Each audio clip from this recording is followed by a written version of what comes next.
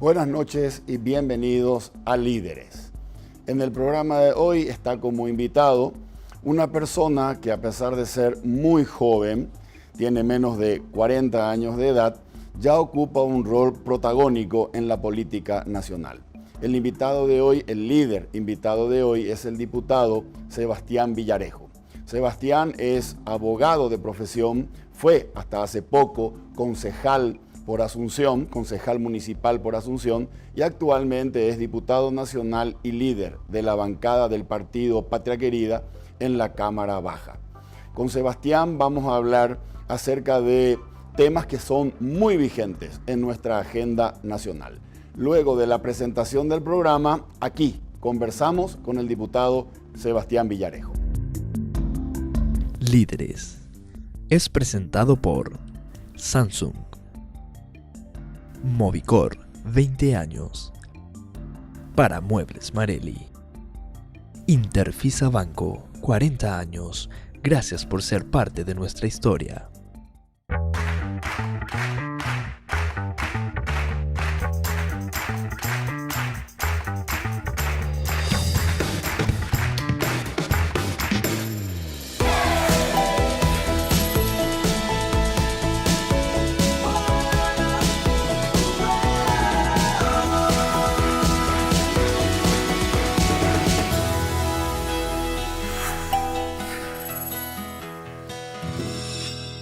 Buenos días, ¿cómo están? Sean bienvenidos los interesados que dedican su talento para contribuir con la vida y sociedad. Ustedes que hacen más y mejor, ustedes que hacen la diferencia. Para nosotros las personas son eslabones de compromiso y en una empresa, la razón del crecimiento. Somos Marelli, la marca de ambientes corporativos que inspira, uniendo confort, innovación y productividad, hecha por personas, para personas, porque el lugar importa, estimula e inspira. Marelli, el ambiente motiva. ¿Estás pensando en viajar? ¿En comprar muebles nuevos? ¿O en cambiar la decoración de tu casa? Con Interfisa Banco tenés préstamos que se adaptan a tus necesidades, con plazos de hasta 60 meses. Solicitalos ya, llamando al 415-9000. Interfisa Banco, 40 años. Ya estamos en compañía del diputado Sebastián Villarejo. Sebastián, muchas gracias por acompañarnos en Líderes. Muchas gracias a vos por la invitación, Federico. Un saludo evidentemente a toda la audiencia y muy contento por compartir este espacio. Gracias, Sebastián. Sebastián, tenemos muchos temas sobre los cuales quiero hacerte tus preguntas. Yo sé que el tiempo no va a dar, pero me gustaría por lo menos tener tu parecer, si no en todas, en la mayoría de estas preguntas que tengo, que las estuve preparando para conversar contigo. Tenemos 45 minutos que vamos a conversar, después tenemos que hacer una pausa institucional de 3 minutos y nos vamos después a un último bloque de 10 minutos finales. Perfecto. Acá tenemos 45 minutos. Ah, mira vos. ¿Empezamos? Empezamos ya. Sebastián, ¿cuántos años tenés? 36 años. 36 años. 16 de noviembre del 82. Correcto. ¿Y fuiste concejal municipal por Asunción? Concejal municipal por Asunción en el año 2015 fue electo. Correcto. Estuve 2 años y piquito. Sí. Y en el 2018 electo diputado. Diputado nacional, líder de bancada por el partido Patria Querida. Asimismo, líder de bancada en la bancada de diputados. Y bueno, soy también vicepresidente de Patria Querida. O sea, realmente muy convencido del proyecto político que queremos construir, intentando un poco transformar ese espacio tan sinuoso, difícil y mal visto como la política. Ok. Sebastián, si yo te pido que vos me digas, Federico, yo me defino ideológicamente de esta manera, ¿cuál sería esa manera? De centro. Y realmente, porque siempre me gusta hablar del tema, digamos, ideológico y plantear nomás 2 cuestiones. La primera hice para algunos test que existen, donde pues finalmente la ideología no se trata de un discurso, se trata de la decisión que tomamos nosotros acerca de cómo el Estado se puede involucrar o en nuestra vida económica, o en nuestra vida privada, o en nuestra vida social. Y de acuerdo a eso uno finalmente se descubre la ideología de una persona. Y en ese sentido me considero una persona de centro, a lo cual también los test que hice me salen. Y creo también que mi actuar político demuestra eso, ¿verdad? Porque finalmente se mide mucho en los hechos y no las palabras. Sí creo, y esto como para que sea un ping-pong, hablando con algunos amigos incluso de distintas ideologías, tanto de derecha como de izquierda, en la gestión que me ha tocado tener como concejal y diputado, creo que la discusión ideológica en Paraguay está un poco desfasada, en el sentido que hoy en día lo que realmente debemos plantearnos, creo yo, para votar o elegir a alguien que nos represente, tienen que marcarse primero en dos cuestiones, en la honestidad y la eficiencia. Porque la gestión pública está demasiado coartada hoy en día. Un presidente de la República tiene un presupuesto de 14.000 millones de dólares que no puede transformarlo de gran forma. No es que de un día para otro va a hacer este mega programa ideológico que le va a poner en algún lado, sino que tenemos que empezar a manejar más eficientemente el Estado. Hay mucho gasto público y por sobre todo luchar contra la corrupción. Ahora, más allá de esos dos factores, la honestidad y la trayectoria, dijiste la eficiencia. La eficiencia. La honestidad y la eficiencia, de alguna manera también influye cuál es mi corriente ideológica o mi corriente de pensamiento respecto a hasta dónde voy a hacer que el Estado participe, como dijiste recién vos, en la vida de las personas. Totalmente. Y en esa línea de pensamiento, Sebastián, ¿se puede ser de centro y estar equitativamente a distancia, tanto de izquierda o derecha, o tenés más una tendencia hacia alguno de los dos lados? A ver, es que depende justamente de las decisiones que uno vaya tomando, ¿verdad? Ahí ya no puedo yo juzgar si me muevo más hacia un lado o al otro. De repente, soy sincero, a veces me describen como de centro, quizá tirando algo hacia la derecha por ciertas posiciones, digamos, que tengo al respecto de ser pro vida, sobre el tema de la familia, sobre cuestiones como esta. Entonces, bueno, a veces te quieren catalogar de alguna manera. Al partido lo identifica mucho. Al partido se lo identifica, obvio, se lo estigmatiza mucho con la derecha, pero Patraquería nació como un espacio de centro. Lo que pasa es que muchas veces son las caras o las figuras las que generan una imagen. Y bueno, y tuvimos candidatos empresarios, la verdad, yo no soy empresario. Entonces se genera una imagen, ¿verdad? Pero yo creo que tenemos que dejar de lado también un poco las estigmatizaciones, los prejuicios, los valores, y por eso hablo mucho del modelo de actuar y de eficiencia en la gestión pública. Yo personalmente sí creo en que tanto mercado como sea posible, pero tanto Estado como sea necesario. Hay una desigualdad tremenda en nuestro país que el Estado tiene que ayudar a brindar mayor igualdad de oportunidades, pero sí creo que un rol principal del gobierno tiene que ser el fomento de la iniciativa privada. Okay. No hay Estado en el mundo, país en el mundo que se haya desarrollado sin realmente lo que es la iniciativa privada.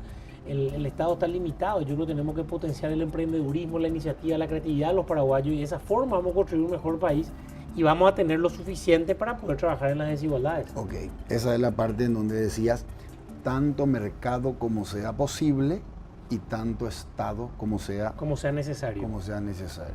Buena frase, Sebastián. Sebastián, después quiero profundizar un poco contigo acerca de cómo ves hoy a nuestro Estado presente en la vida de todos los paraguayos, es decir, tanto en lo que es zonas urbanas y lo que es más tierra adentro. Pero antes me gustaría hacerte una pregunta. ¿No sos el mejor amigo de los taxistas de Asunción? ¿Verdad? ¿Vos sabés? No lo soy. Pero vos sabés que me pasaron cosas muy simpáticas en este tiempo que estuve con este tema, evidentemente, de las plataformas tecnológicas. En primer lugar, algo que yo le decía a los taxistas, hoy en la prueba más concreta, hoy en día la gente tiene Move y Uber y usa en la ciudad, y yo hace un año que le decía a los taxistas, esto va a llegar, así como un día dejó de haber fax y hubo correo electrónico, un día empezó a haber celular y las líneas bajas no funcionan, esto va a llegar. Entonces yo lo que planteaba es decir, señores, vengan a Asunción, pero vamos a reglamentar. Lógicamente, justamente esa ideologización extrema, esas posiciones antagónicas impidieron eso, y hoy de hecho conviven, coexisten. Cuando vos le decías, señores, vengan, porque esto va a llegar, negaron la realidad. Negaron totalmente la realidad. Pretendieron impedir el acceso o la competencia. Así mismo, pero ahí lo que es importante señalar con el tema, es un tema bueno que hace rato no lo discuto, está lindo hablarlo de nuevo, que el tema del taxi en Paraguay tiene una realidad que poca gente conoce, en el sentido que está el dueño del taxi, o sea, el dueño de la parada, el dueño del vehículo y el que realmente conduce, y está trabajando ahí mínimo 12 horas seguidas, sin IPS, sin un salario mínimo vigente, un salario mínimo ni siquiera, porque a veces ganan por comisión. Cierto. Y esos conductores, e incluso los propietarios de los automóviles, la mayoría está a favor de estas tecnologías. El problema era con el dueño de la parada, pero los dueños de la parada empezaron a ser en realidad inversionistas que no respetaban tampoco la ordenanza, porque terminan comprando la parada en un mercado negro, porque eso no está permitido sin la intervención de la municipalidad, y a ellos es lo que sí se les caía un poco el negocio. Sebastián, ¿cuántos taxistas integran la Asociación de Profesionales Taxistas de Asunción, la APTA? No me acuerdo, porque son 4.000. varios cientos. No. En Asunción no creo. Vos sabés que no recuerdo, no quiero jugarme a un número sin recordar. Correcto. Esos taxistas, a su vez, tienen choferes, es decir, la industria del taxi, por llamarle de alguna manera, es el pan para muchas personas. Sí. Y el argumento de ellos era que esa competencia era desleal y que les quitaba justamente el pan de la boca de sus hijos. Sin embargo, vos habías dicho, tienen que entrar las plataformas como Move o como Uber. ¿Por qué? Claro, yo lo que le decía justamente a ellos, bueno, lastimosamente no me supieron interpretar, es que vengan porque van a venir, pero reglamentemos desde ya para que la competencia sea leal. Pero como hubo una posición, yo creo, fundamentalista, no hubo la posibilidad de sentarse en una mesa y decir, bueno, ¿qué tenemos que hacer para que la competencia sea leal? ¿Qué tipo de registro? ¿Qué tipo de seguro? ¿Qué tipo de automóvil? Y no se pudo construir eso. Y no se pudo construir eso porque la verdad también hoy el tema de los taxis en Asunción tiene también mucha prerrogativa que no tenemos todos. Ellos pagan menos que nosotros la inspección técnica vehicular, tienen paradas, un privilegio que no existe en la mayoría de las ciudades del mundo.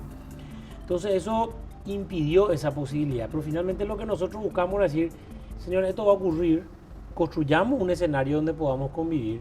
Y aparte yo le alertaba, hay varios estudios, tenía uno que los tengo en el mail, ¿verdad? De una universidad brasileña, pero vi varios estudios donde demostraban que en la mayoría de los lugares donde estas plataformas vinieron, no impidieron el desarrollo de los taxis.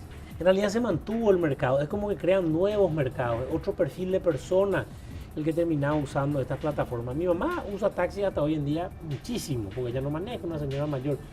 Yo uso taxi. Yo uso taxi, incluso más a veces que Uber y Move, porque a veces entro a Move y no hay ni un conductor y llamar al taxi hace que venga alguien al toque. Es lo que me está ocurriendo. Pero me pasaron cosas simpáticas. Cuento una anécdota antes. Un día estaba haciendo campaña, cuando era esa época, repartiendo mi volante, recuerdo ahora, en Brasilia y Mariscal López estaba. Estacioné en uno de esos callejones que están ahí cerca.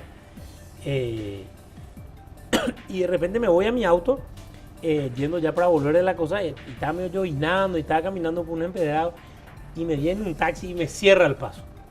Y yo ahí me... ¿Te reconoció? Sí, ya me puse medio así, me va a salir encima, dije, pues era el momento. Y vos sabés que se bajó y ese taxista era un conductor, me agradeció, me habló de lo que estaba ocurriendo en los gremios y me dio fuerza. Y era alguien que venía en un taxi. Entonces yo creo que a veces hay que jugarse por lo correcto. Sebastián, finalmente, aún sin consenso, eso que vos proponías, esa legislación que ubique a cada uno dentro de la cancha, ¿se va a hacer? Se debería hacer, pero nos damos cuenta que era mucho mejor hacerla antes que arranque. O sea, eso es lo que le convenía incluso a los taxis. Hoy en día, Move y Uber tienen también ya cientos de conductores que también van a luchar por sus derechos. Y están compitiendo sin un marco. Compiten hoy sin un marco. Ahora, estas plataformas le ponen reglas que prácticamente son hasta reglas a veces más fuertes que las que existen en el gremio del taxi. Cambiamos de tema. Excelente. Tema que hoy está tapa de todos los diarios, muy polémico tema, reforma tributaria. ¿Cuál es tu posición? ¿Cuáles son tus reflexiones o cuál es tu parecer respecto al tema de... Nosotros tenemos una posición institucional en Barranquilla y bueno, que yo la comparto, ¿verdad? Que es una posición contraria a la reforma que se está planteando, quiero decirlo bien claro. ¿Por qué? Porque consideramos que acá se está cometiendo un error. Las dos reformas, después de una reforma constitucional, las dos reformas más importantes que existen en un país, a mi criterio, son la reforma tributaria y la electoral. La tributaria porque es la que mete la mano en el bolsillo del ciudadano y la electoral porque es la que decide quién te va a meter la mano en el bolsillo y porque es la que construye tu democracia representativa. En ambas se está trabajando en este momento, ¿verdad? ¿Cuál es el problema con la reforma tributaria? En el año 2004 se hace un acuerdo político entre todos los partidos, entre los cuales estaba Patriquería, y se hace no la última, porque hubo otra cuando estuvo Banana Ferreira de ministro, se hace la penúltima gran reforma de políticas públicas tributarias en nuestro país. Y el sexto punto de ese acuerdo era la reforma del Estado. Jamás se cumplió. Los ingresos tributarios del 2004 a donde estamos hoy se quintuplicaron. Entonces, cuando uno necesita más dinero, porque efectivamente Paraguay necesita más dinero para salvar las inequidades que existen, necesitamos más dinero para salud y para educación. Pero cuando uno necesita más dinero, tiene dos formas de buscar el dinero. Por el lado del ingreso y por el lado de mejorar el gasto.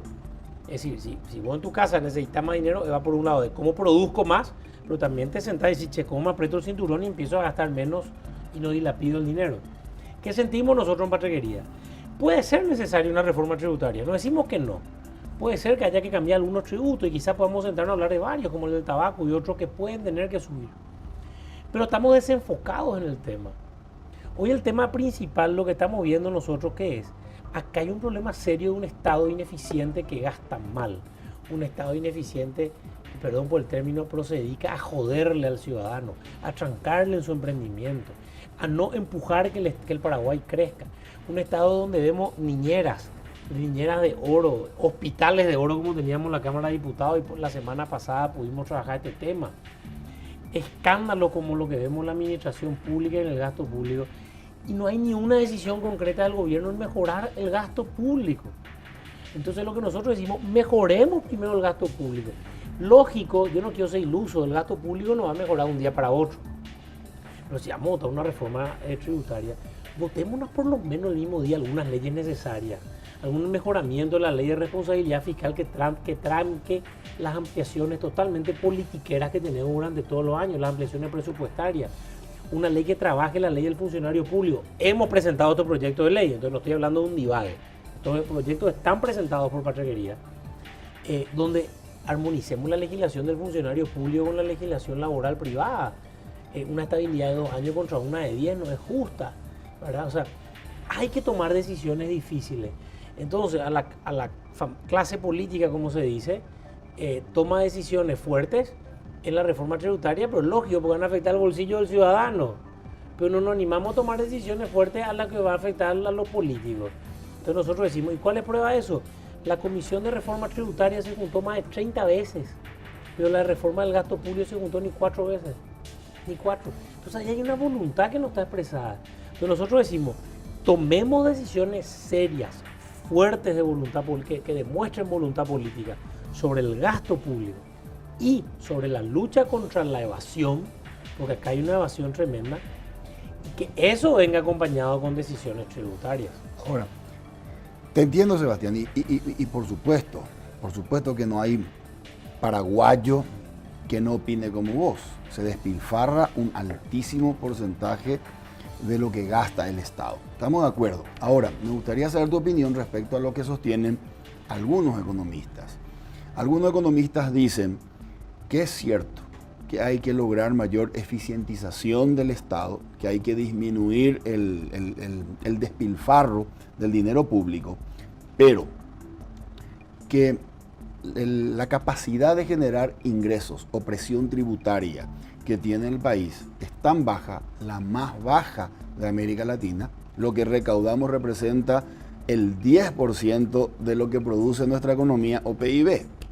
Y algunos economistas dicen, es tan urgente que Paraguay amplíe su capacidad de recaudación o presión tributaria que no puede depender de que primero se comience a dar señales de que se mejora el gasto. Hay que hacer las dos cosas, pero no está bien que yo primero vea las señales en donde comienzo a reducir las niñeras de oro y después comienzo a que el país tenga una mayor capacidad de recaudación. Vos mismo dijiste recién cuando hablabas de eficientizar, ¿cuánto puede hacer un presidente con un presupuesto de 14.000 millones de dólares? Se necesita más dinero para las urgentes y muy postergadas necesidades en materia de salud y de educación. Te digo esto porque algunas personas consideran, sin negar la realidad del despilfarro, que parte de la oposición a una reforma tributaria tiene que ver con una cultura paraguaya según la cual no queremos pagar impuestos. Me gusta la reflexión. En primer lugar, decir que hay que también romper mitos, ¿verdad? O sea, acá tengo un gráfico de CEPAL, no va a poder salir en la cámara, donde Paraguay tiene una presión tributaria de 17,9 finalmente cuando se hace todo el cálculo jubilatorio y demás. Y no es de la más baja. Pero eso es sobre el Producto Interno Bruto que se cambió el año base ya 2014. Sí, pero no es la más baja. Y por otro lado, a lo que voy con esto es, yo no tengo problema incluso, me encanta lo que me decís. Hablemos con él, hagamos las dos al mismo tiempo. Le doy la mano al que nos dice, hagamos las dos al mismo tiempo. Lo que pasa es que acá no se hace nada con el gasto público. No se hace nada. Se hace cero. Y lo que va a pasar, y voy a ser grosero, nos van a joder de nuevo. Vamos a levantar la mano diciendo, hay que pagar más, tenemos que contribuir más. Y esa plata que vamos a conseguir se va a ir a cualquier lado. Se va a derretir. Se va a derretir, aunque digamos este impuesto se va a ir para salud o para educación. La realidad es que la reforma tributaria que se plantea va a tocar el IRP, lo que tiene que ver con la deducibilidad de las inversiones, tiene que tocar el IRP, le va a tocar la clase media, va a tocar selectivo al consumo. Y claro que es lindo el discurso de decir, tenemos que levantar el impuesto al tabaco o probablemente la bebida azucarada. Que yo no estoy diciendo que estoy en contra de eso. Pero en ese selectivo, miren señores, ¿qué más están aumentando? Están aumentando los celulares, están aumentando los electrodomésticos, lo que la gente de clase media se compra su heladera o tiene su celular porque el copaco es el que no funciona y porque no funciona lo que en nuestro estado. El agua mineral tiene selectivo al consumo. Esas cosas están ocurriendo. Entonces nosotros lo que decimos es, no digo ni siquiera que sea primero el gasto público, perfecto, al mismo tiempo. Lo que ha ocurrido históricamente en nuestro país es que nunca se trabajó el gasto público. Jamás, jamás. Y lo que está ocurriendo es que así como hay una costumbre, vos me decís que no quiere pagar tributo, el problema es que el Estado no hace nada con el que no paga tributo. Porque en realidad el Estado, ¿sabe por qué no hay la evasión no es más grande, no gracias al gobierno, es gracias al sector privado. ¿Por qué? Por el tema de las retenciones. Gracias a que haya agentes retentores en el sector privado, en ciertas empresas, gracias a eso hay una recaudación más grande en lo que es IVA y tal. Si no teníamos ese modelo, no tenemos una capacidad nosotros de luchar contra la evasión. Entonces yo incluso decía, yo quiero fortalecer a la Subsecretaría de Tributación, o pensemos en generar una agencia como tiene Brasil, como tiene Argentina o Estados Unidos. Fortalezcamos incluso al gobierno, demos dinero para tener una agencia tributaria mejor y luchemos contra ese que no quiere pagar. Lo que pasa es que cuando hacemos una reforma tributaria sin atacar el gasto público, al mismo tiempo no hay ningún problema, y sin atacar la evasión, lo que hacemos es le terminamos desangrando a la misma gente, a la misma persona que hoy está pagando. Entonces, yo repito, no estoy en contra de que haya una reforma tributaria, no estoy en contra de que tengamos que tocar algunos tributos, no estoy en contra de alzar el tabaco, no estoy en contra de posiblemente eliminar el IRAGRO y que haya solamente un impuesto a la renta de la actividad empresarial como se planea, el IRE. No estoy en contra yo de esos conceptos, lo digo. Pero si nosotros nos decimos, che, antes de votar eso, demuéstrenos un poco el gobierno cuál es su decisión. Porque es fácil que venga Benigno o que venga algunos ministros serios, Liz Kramer, tal cosa, y te dicen, che, necesitamos, vamos a hacer esto. Pero vos no ves una política seria del Poder Ejecutivo acá, porque los congresistas también responden al Poder Ejecutivo y las ampliaciones que se aprueban, las leyes que se aprueban hoy en día. Entonces, pongámonos una visión clara de que vamos a mejorar el Estado y ahí tomemos esas decisiones. Sebastián, sobre el tema, algunas preguntas rápido antes de pasar porque hay otros temas también. Si este mismo proyecto de reforma impositiva hubiese sido presentado al Congreso por el presidente Horacio Cartes o por Santiago Peña, en el caso hipotético que él haya llegado a ser presidente, la resistencia al sector empresarial hubiese sido la misma. Y no me gusta tanto hablar de supuestos, ¿verdad? Yo creo que podría haber sido la misma porque, por lo menos al decir el sector empresarial, hay una gran desaceleración, por lo menos algo que te muestran algunas estadísticas y números. Yo creo que hubiese sido la misma si no hay señales sobre el gasto público. Y no existen esas señales. No existen al punto de que yo veo algo negativo hoy en día. Yo creo que estamos retrocediendo en la mejora del gasto público. Vos diste una de esas señales, presentaste a la Cámara de Diputados un proyecto para que se haga una auditoría para detectar planilleros en la Cámara de Diputados. Sí mismo. ¿Qué pasó con ese proyecto?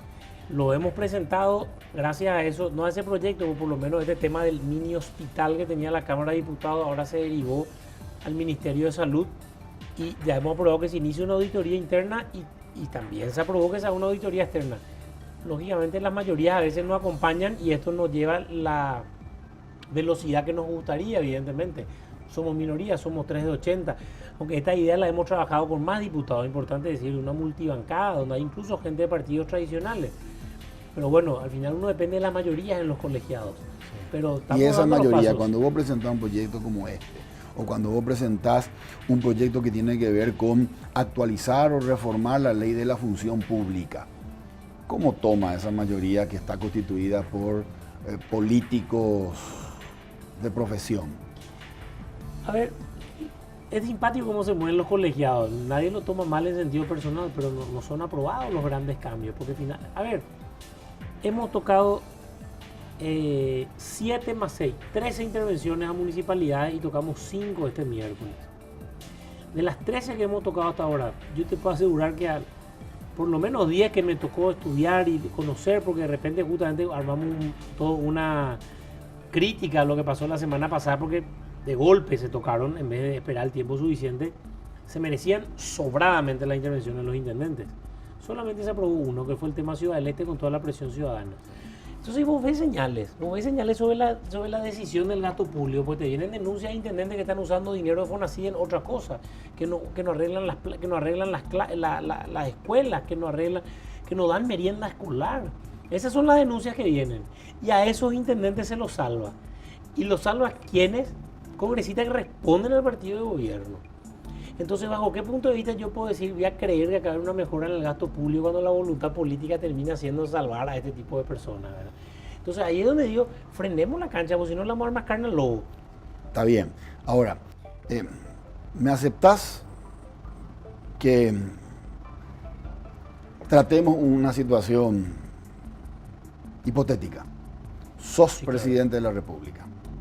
Sos presidente de la República y acá sobre el escritorio tenés unas pilas de carpetas dependientes que requieren recursos del Ministerio de Salud Pública. Y al lado nomás tenés otra pila de carpetas que requieren recursos del Ministerio de Educación. Demandas sociales súper urgentes. Por otro lado, tenés tu chequera con tu saldo en cuenta y no te alcanza. Vos sabés que si eficientizás el Estado, por ejemplo, reformando la ley de la función pública, podés tener un ahorro. Pero también sabés que es lo que vos me acabas de decir. Tus propios correligionarios no van a hacer correr un proyecto que les afecta a ellos y al clientelismo. Entonces vos decís, necesito recursos porque si no, no puedo hacer nada de esto. Quiero eficientizar, pero esto es un proyecto de negociación que lo voy a terminar en 4 o 5 años. Yo necesito recursos ahora. Y tampoco puedo endeudarme como loco y emitir bonos o pedir préstamos al Banco Interamericano de Desarrollo, al Fondo Mundial. ¿Qué harías? Siendo presidente y teniendo esas necesidades. Hay que darle signos de confianza a la ciudadanía. Es Por lo que ejemplo, estoy hablando. Y signos de confianza son que el presidente el mismo día proponga estas cuestiones sobre el gasto público. Y perfecto, si no salen o son otros sectores los que le changan, por lo menos una voluntad decidida del gobierno de mejorar el gasto público. Porque hay cuestiones que no dependen de proyectos de ley. Hay cuestiones que dependen directamente de que los ministros funcionen, de que sean eficientes, de que la ejecución. Muchas veces necesitamos dinero. Ya sé que la ejecución depende, es fácil decir ejecutó el tanto por ciento, la pregunta es qué disponibilidad tuvieron. Pero vos ves los índices, los mismos de ejecución sobre disponibilidad, y son bajísimos. Entonces yo creo que hay que darle un signo de confianza a la ciudadanía. Yo tampoco no voy a vender humo, me gustaría ser presidente de la República alguna vez. Y no es que uno va a vender humo y decir, che, yo en un año voy a solucionar el problema de la gestión pública. No tenés dinero. Pero hay que darle confianza a la ciudadanía. Te voy a decir algo, esta reforma tributaria se habla más o menos de 800 millones de dólares más que debería cobrar el Estado. Pero el Banco Mundial dijo que solamente mejorando los procesos de contratación pública se puede recaudar 400 millones de dólares más. 400 millones de dólares más. Yo te puedo asegurar que mejorando los procesos de contratación pública, de compras. Se puede aumentar la presión tributaria un punto. Bueno, no hay que aumentar. 400 millones vamos a recaudar porque el Estado va a comprar mejor de sus proveedores, va a licitar mejor. Correcto. Va a lograr ahorrarse de alguna forma. Eficiencia. Eficiencia es una estadística del Banco Mundial presentada. Y como esta existen muchas medidas. Cuando uno ve el tema de recursos humanos, yo soy consciente de la situación de los sindicatos que puede ser difícil. Pero acá sabemos que hay planilleros. O sea, acá somos conscientes de que existen planilleros. ¿Qué vimos al respecto? Entonces, ¿qué haría yo si fuera presidente? Primero, entremos fuerte a demostrar qué estamos haciendo contra la evasión. En aduanas, en lugares serios. ¿Quiénes están en la aduana en todo el país? En todo el país. Porque acá lo que estamos viendo otra vez es que se han empezado a nombrar a la gente de siempre, que en realidad lo más importante es que tiene antigüedad partidaria y no idoneidad. Entonces, ¿Deudas políticas? Claro, un presidente que tiene un liderazgo, pero un liderazgo de articulación. Entonces, ¿qué es un liderazgo de articulación? En Itaipú ya se le están con Salderete y Nicanor Artefrutos. ¿Qué están haciendo con los gastos sociales? ¿El gasto social de Itaipú entró al presupuesto general de gasto de la nación como debería ser? No. Entonces, hay signos de confianza para darle a la ciudadanía. Sí, señores, yo hice esto. Entonces el Estado se apretó y dio el ejemplo apretándose el cinturón. Ahora yo vengo a pedirles algo. Y no son signos que duran años, son decisiones políticas de un día. Esas decisiones yo las tomaría. Y ahí le pediría a la ciudadanía que me acompañe. No en base a una confianza emocional, sino a que vean que el Estado fue el primero en apretarse los cinturones. Perfecto. Sebastián, ¿cuál es tu reflexión respecto a la renegociación del anexo C del Tratado de Itaipú que está venciendo en octubre del año 2023? ¿Tenés alguna idea respecto a qué posiciones podría tomar el país si vamos directo a pedir que no baje el valor de la electricidad, aun cuando un costo que es el financiero desaparezca, así seguimos recibiendo los mismos royalties, o que baje y usemos nosotros eso, ya sea para consumo interno o para comercializarlo? Yo creo que el tema de Itaipú es un tema muy complejo. Creo que el gobierno debería tratarlo de manera más abierta. Creo que hay que aprender de lo que pasó con el tema de Yacyretá. Yo creo que el presidente Cartes jugó a escondidas, entonces después se generó todo lo que sabemos al respecto de la renegociación, no renegociación, por la negociación de Yacyretá. Y creo que en ese sentido falta un liderazgo más claro y transparente del gobierno. Nosotros de Patraquería estamos teniendo una serie de encuentros con expertos en energía, con de diferentes ramos, hasta ideológicos, como de gestión, como para escuchar un poco sus posiciones, porque esto hay que analizar mucho. ¿A qué voy? Acá hay muchas opciones, como está señalando. Una opción que muchos hablan es decir, agarremos nuestro 50%. Construyamos ahora otra línea de 500 kV, como se va a hacer. Logremos la interconexión entre Itaipú y Yacyretá, que hoy no existe. Eso tiene un término, no recuerdo cómo era. Correcto. No es simetría, tiene un término más técnico. Hagamos ese escenario de tal forma que podamos tener la energía. Ahora, pues si tenemos la energía, tenemos que poder utilizarla. Entonces, ¿qué política pública vamos a hacer para que quiera venir gente al Paraguay? Eso es lo que oí, que esto hay que abrir un poco más la cancha, ¿verdad? Y tenemos que ver qué actitud va a tomar Brasil, que ya es clara. O sea, lo que más o menos se trasluce de lo que dijo Bolsonaro y lo que dijo el nuevo director de Itaipú brasilero, es que lo que van a buscar ellos es bajar el precio de la energía para Brasil. O sea, ellos van a buscar que el precio baje, evidentemente. O sea, ahí no va a ser fácil el tema. Hay ideas mucho más también innovadoras, como la que tiene el equipo investigador de Gerardo Blanco, que habla de intentar construir un hub de energía, incluso sumarle a Argentina y algún otro país. Entonces nosotros, en vez de ser chiquititos contra un país, en ese hub podemos tener una posición fuerte porque le tenemos a Itaipú y Yacyretá. Correcto. Entonces existen muchas posibilidades, hay gente experta en estos temas. Yo creo que no hay que caer en el populismo, porque fácilmente se puede caer en el populismo. Creo que tenemos que tener posiciones contundentes de defensa de la soberanía nacional y del uso de la energía que nos corresponde. Lo principal que tenemos que hacer es seguir invirtiendo para usar nuestra energía. Eso es lo más importante que podemos hacer. Y dentro que de requiere muchos recursos, hay que tener esa guita. Hay que tener, pero fíjate que estamos gastando 200 millones de dólares por lo bajo en gastos sociales de las binacionales, y en vez de usar estos gastos sociales para irse a repartir pollitos y para irse a hacer otras cosas raras que estamos viendo, se podrían haber utilizado totalmente en infraestructura. Y esas cosas tenemos que decidirlas. En diputados, hoy está que le rechazaron en el Senado un proyecto de ley que tenía que ver con infraestructura energética y que por cuestiones políticas fue rechazado y que tenemos que aprobar. Esas son las cosas que uno ve y dice, cuidado. Ahora, a lo mejor el gobierno, Sebastián, me estoy imaginando. Creo que se nos acabó nuestro tiempo. Se está terminando el tiempo. Yo le di algo, doctor. Está terminado. Estamos por recibir la señal de Damián. Está trabajando con un equipo, armando los bocetos acerca de cuáles pueden ser las alternativas estratégicas de negociación. Y estamos todavía a 4 años de que venza el actual anexo C. Vos, sin embargo, decís, ya tiene que abrir. El ministro Benigno decía, no hay que contar tanto nuestras estrategias. No tenemos que hacerlas tan públicas, decía. Eso es porque no las hay tan serias. Yo creo que uno puede no contar la estrategia, pero puede contar los equipos. Está este tema de Jeffrey Sachs, que me parece interesante. Pero yo creo que el Paraguay tiene que saber, no el discurso político, decir las altas partes contratantes van a contratar, esto es una conversación del presidente con el presidente. Claro, yo eso incluso valoro, porque quiere decir que el presidente ha tomado una posición política y eso valoro y lo digo. Me parece importante esa posición del presidente de no esconderse y eso valoro. También hay que ser correcto en ese sentido.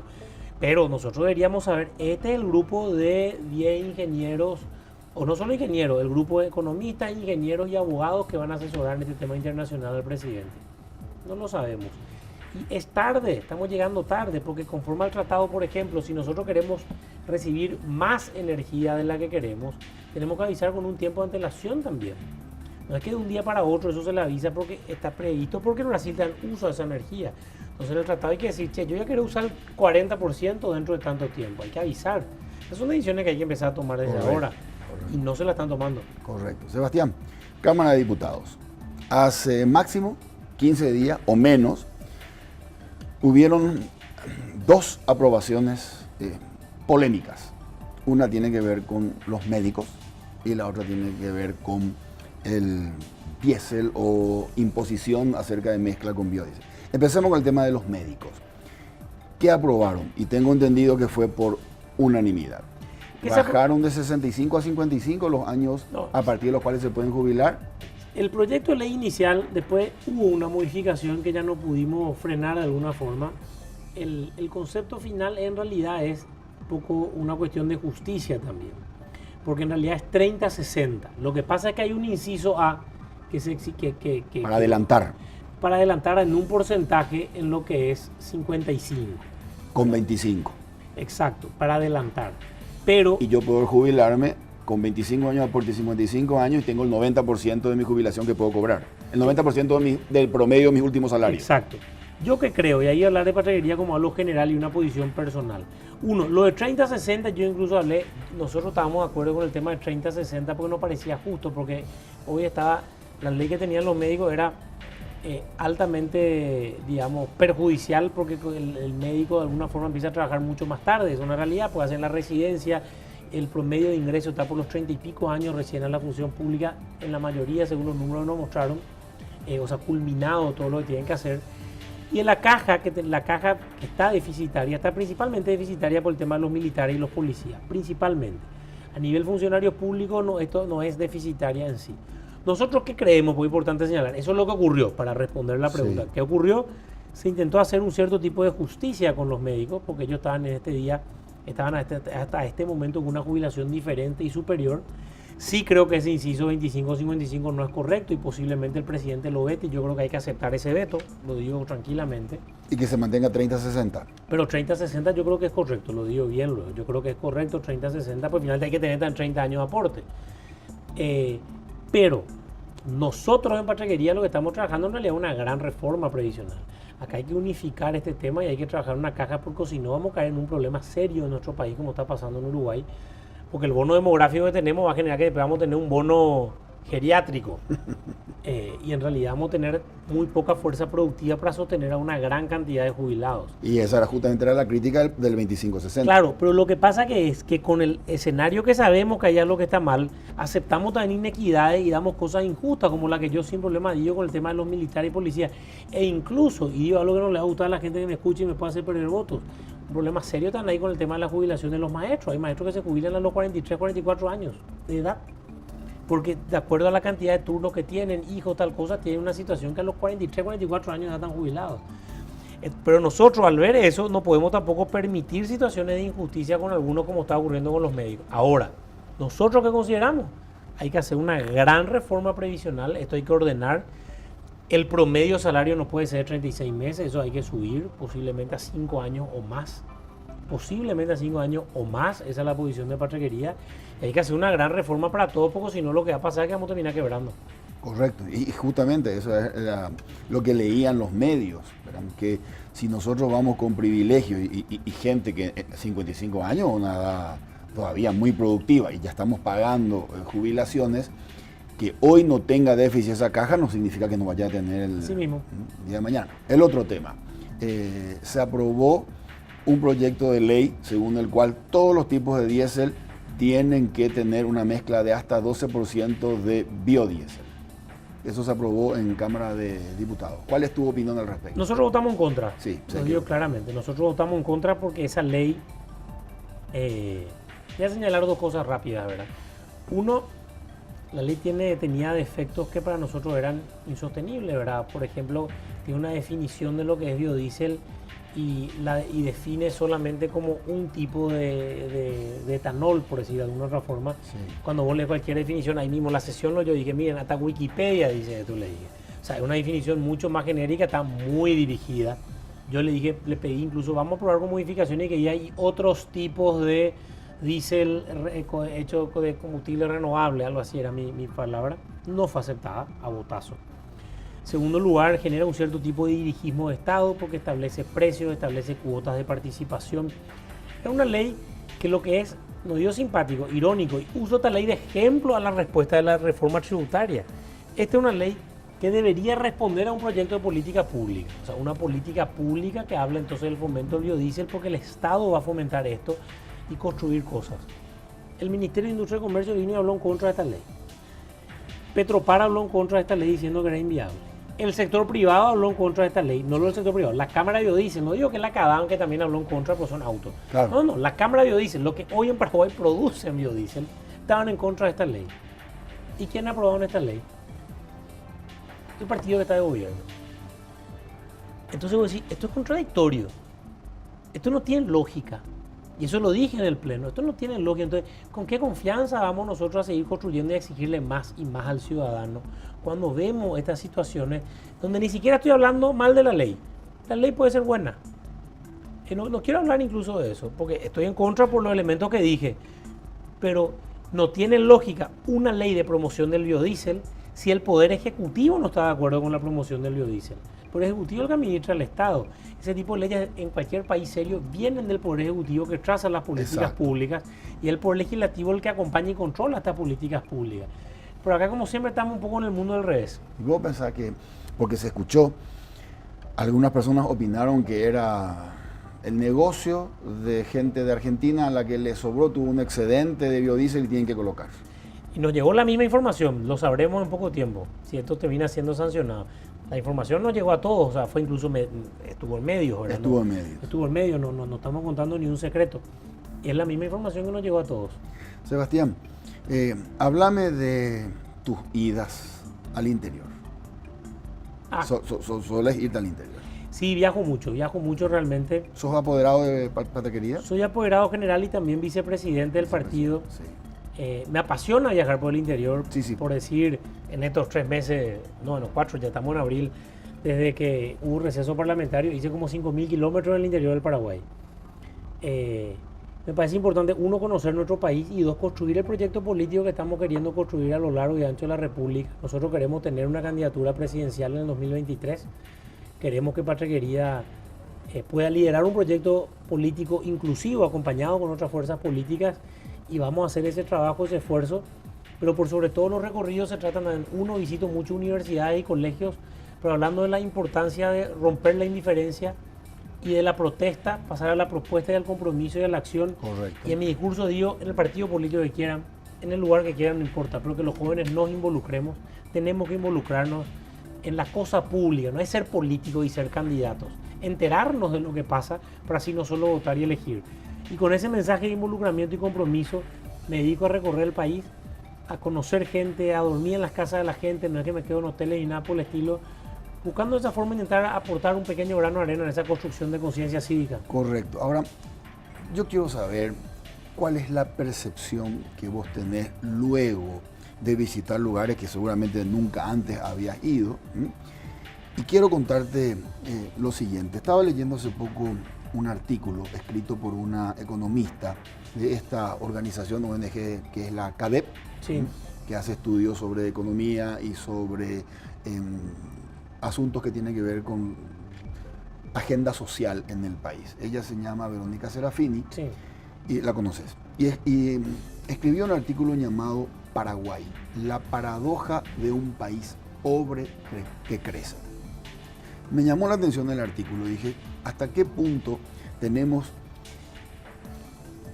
de alguna manera parcializada la percepción, los que no viajamos mucho al interior y por ahí nos creemos mucho el cuento de un país próspero, envidiado, que crece, y hasta qué punto existe una realidad que no la vemos? Por eso te pregunto a vos que viajas. Serafini dice en su artículo que existen básicamente dos países en uno. Uno de ellos es el país de los números macroeconómicamente estables y hasta, si se quiere, envidiables. Ese país es el quinto mayor exportador de soja del mundo y el octavo mayor exportador de carne del mundo. En ese país hay $5.600 año per cápita de ingreso y además ese es el país que tiene 4% de tasa de inflación. Pero describe otro país y dice, es el país de la gente que no tiene acceso a educación, que no tiene acceso a salud, que no tiene acceso a calidad alimentaria. Y también comenta que la inflación 2018 en el Paraguay fue de aproximadamente 4%. Inflación promedio, IPC, que vos sabés que el sector empresarial toma como base a la hora de ajustar los salarios, pero que la inflación no promedio, solamente en el rubro de alimentos, estuvo alrededor del 16%, 4 veces la tasa de inflación promedio. Entonces dice, ese país que paga el IVA, impuesto regresivo, y que le cuesta mucho más porcentualmente hablando sobre ingresos que a un rico, está señalando un problema en potencia. Es decir, una nación que está en estado de ebullición y que es en potencia un problema social grave, mientras nosotros hablamos del Paraguay que crece, etc. Yo quiero saber tu reflexión al respecto. Ahora tenemos que hacer 3 minutos de pausa institucional del canal y después me gustaría que me des tu opinión acerca de si vos ves estos dos países en tus visitas al interior. A vuelta de la pausa. Después del receso seguimos con el diputado Sebastián Villarejo.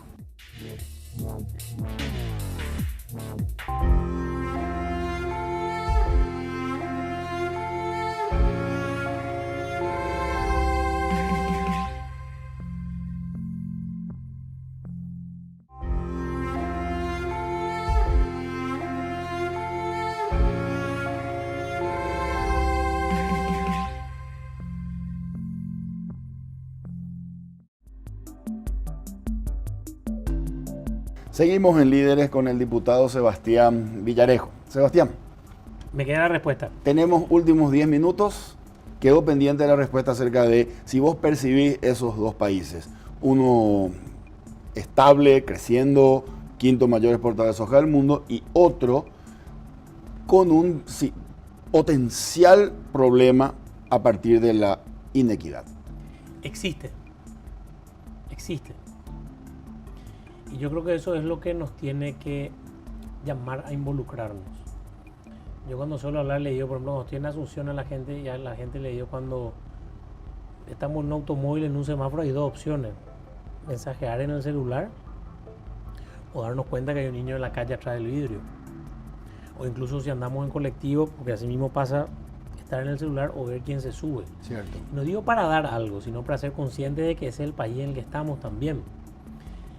Y yo creo que si no nos interpela el dolor de la gente, y no nos interpela la inequidad, y no nos interpela la pobreza, definitivamente nuestro país va a tener momentos difíciles, pero momentos difíciles porque en esos escenarios de ebullición, que fue la palabra que utilizaste y me gustó mucho, puede surgir cualquier cosa. Eso pasó en Venezuela, eso pasó en Nicaragua y en otros lugares, y esas cosas pueden ocurrir en Paraguay. Y estamos viendo mucho liderazgo mesiánico y populista surgir. Correcto. Sí creo que existe, no digo un tercer país, pero algo que yo soy muy crítico, existe una clase dirigencial, no digo lo política, dirigencial, empresarial, de iglesia, de ONGs, de políticos, que no son conscientes de esos dos países. O si son conscientes, no se involucran realmente para transformarlos. Y a eso tenemos que decidirnos. Tenemos que sentir un llamado y una vocación a que no podemos vivir en un país donde cerca nuestro haya gente sufriendo. Y no es necesario viajar al interior. La pobreza más dura del Paraguay posiblemente está acá en Los Bañados, alrededor de Asunción, donde hoy hay gente que está durmiendo en una plaza, donde hoy hay gente que tiene su casa bajo agua. Lógicamente, por políticas públicas que no funcionaron, entonces también generó un estado de necesidad como el que estamos. Correcto. Cuando veo la televisión argentina o leo algún diario de la Argentina, miro su problemática y la comparo. A lo mejor, obviamente, la comparación que yo hago no es una comparación que sea correcta, pero quiero reflexionar contigo al respecto. ¿Sabes qué yo veo? Veo que los argentinos en este momento tienen un muy grave problema económico, pero observo que ellos ponen los números sobre la mesa y al lado de los números ponen la cantidad real del problema. Somos 44 millones de argentinos, 9 millones tienen la posibilidad de trabajar, tenemos 12 millones de personas que forman parte de la población económicamente activa que no tienen posibilidad de trabajar. Entre todos juntos vamos a generar una gran bolsa común, eso significa la estrangulación impositiva al que produce, y vamos a intentar de alguna forma que los números cierren con la gente adentro. Después miro Paraguay y por un lado internacionalmente nos halagan porque tenemos una estabilidad macroeconómica, porque estamos aparentemente siendo responsables con la ley de responsabilidad fiscal y no se gasta más allá del 1.5% del Producto Bruto Interno como máximo para sobregirar, que tenemos la estabilidad de la moneda, etcétera, etcétera, y una inflación controlada. Ahora, ¿está todo muy bien así? ¿O es fácil cerrar y decir, ¿sabes que atrás de esa puerta hay personas? No existen. No existen. Cerrar los números, pero necesitamos dinero para hacerle llegar a esa gente. No existe. O sea, yo veo que Macri tiene enormes problemas porque le ponen en agenda que hay 12 millones de personas, o 15 millones de personas, o 18 millones de personas a las que te tienen que hacer llegar el dinero. Si hay que apretar la presión tributaria al punto que un argentino hoy, de cada 2 meses que trabaja, uno trabaja para el Estado y el otro trabaja para sí, hacelo. La presidenta anterior emitía, ahora ellos tienen que cortar subsidios para que sobre el dinero, porque no es invisible la gente que la está pasando mal. Acá parece como que tenemos un poco de, digamos que todo está bien, y esa gente, por eso a mí me llamó la atención el artículo que decía, empecemos a ver esto, porque pues, discúlpame.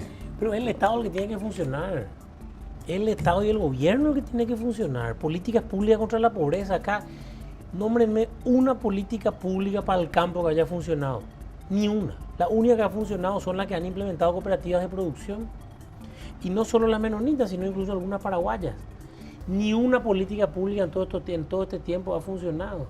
El Ministerio de Agricultura se ha dedicado a repartir pollitos, a repartir tractor sin darle plata para el combustible.